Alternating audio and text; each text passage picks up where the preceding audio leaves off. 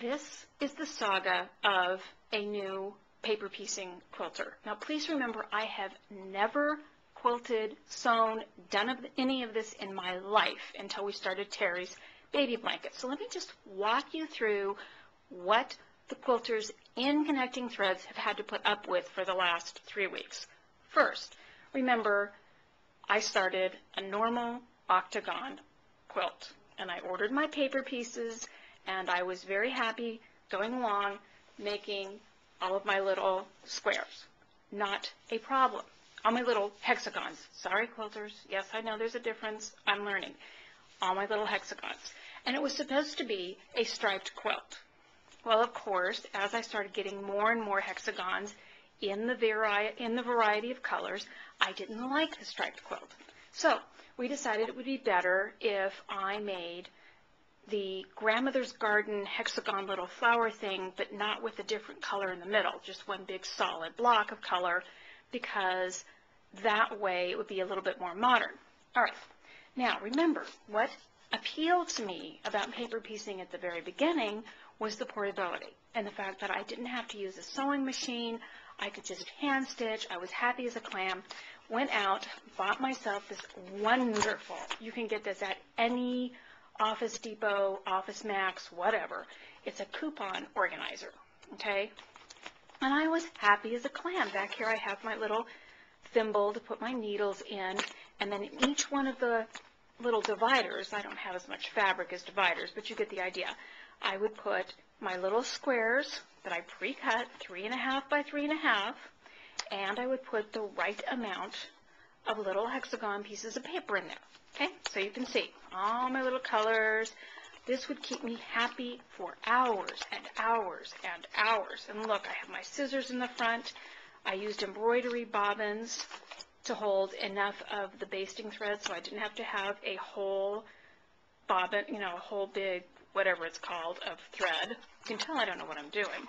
And then I had a little needle holder. Ow! Ow! Boy, that's learning how to quilt, isn't it? I have my little needle holder that I need to learn not to open like that. Anyway, you can see there's needles and all those cute things right in there. Great. This was great. Wonderful. Until I got to the stage where I was actually putting together my little flowers. Look at this. How cool is this? I cannot begin to tell you how happy I am with this. But this isn't portable.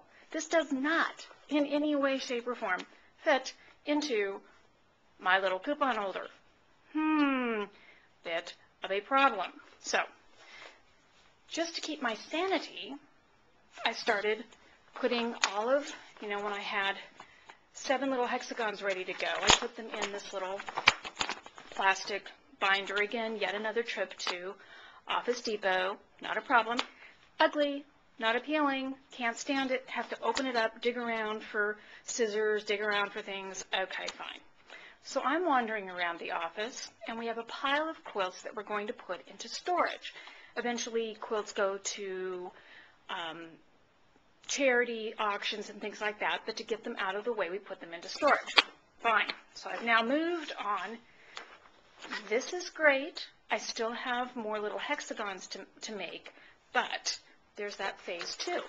So then I moved on, and I sort of stole, many of you are going to have the pattern for this already, this wonderful, super cool fold-out sewing kit thing.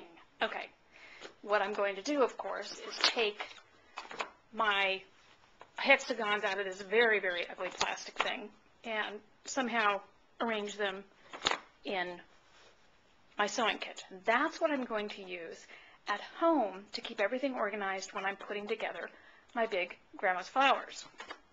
Great, fine. Small problem. Karen, as I said in, I believe, a blog or a podcast or something, I can't remember, Karen brought in her old stack of, okay, these are her old feed sack. They're reproductions. They're not real, but these are her feed sack fabrics, and I love feed sack, always have loved feed sack. I couldn't resist it. She brought them in. They were this old pattern, apple core, whatever. She's not making them anymore. But we figured out that on the back, I could fit in 2 1¼ inch 6-point diamonds. You know, try diamonds, whatever. So I ordered those. Crazy, crazy, crazy. But they're small and they're tiny. And what I loved about it is I thought, oh my gosh, I've come to a whole new level of insanity. I mean, absolutely crazy. So I'm in the elevator with a tow worker, and she's just come back from getting lattes, and she has this wonderful little clutch purse in her hand. I grab it from her hand, and I look through it, and I think, I wonder if I could use the little tiny, tiny, tiny, tiny 6-point stars and put them into that little clutch, and that could be something I put in my purse for when I really need small stuff. So, ran over to Craft Depot, and it just happened that Bob and I were going to a fundraiser on Friday night, and I needed something that I could really just have available. So I ran over to Craft Depot. Bought this. This was the only thing they had available. It's not quite like Nina's, but it's pretty darn close. It's just supposed to be a woman's little wallet. It's a hard case, clicks open. Okay?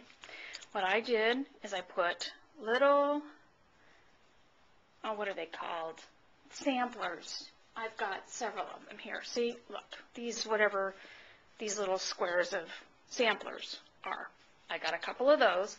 Anyway, I chose 4 fabrics, stuck them in here.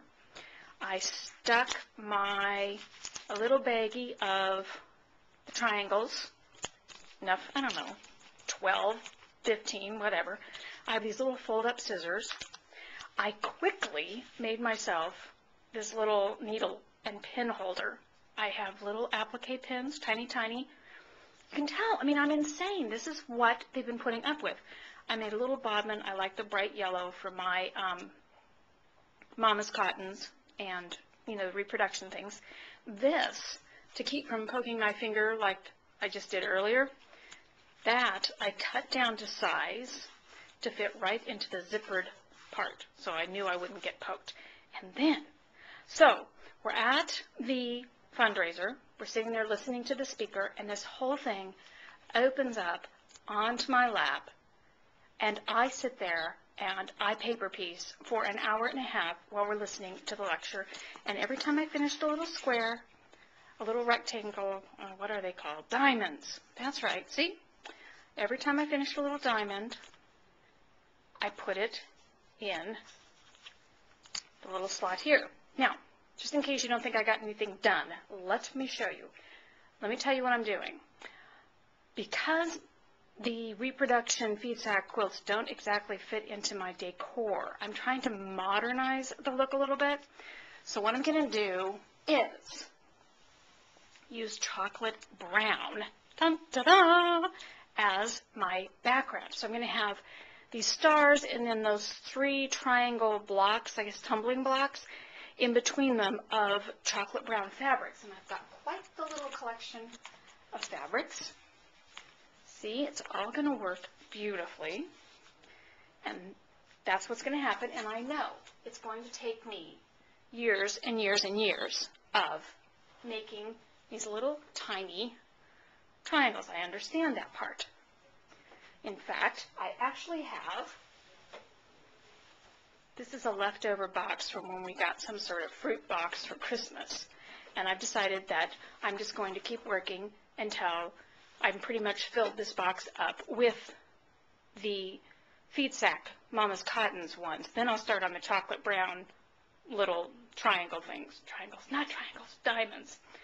Anyway, I am still open to possibilities for other ways to carry around a tiny little paper piecing project with me all the time. I went to Target today and found out they have all sorts of different colors of the very same wallet.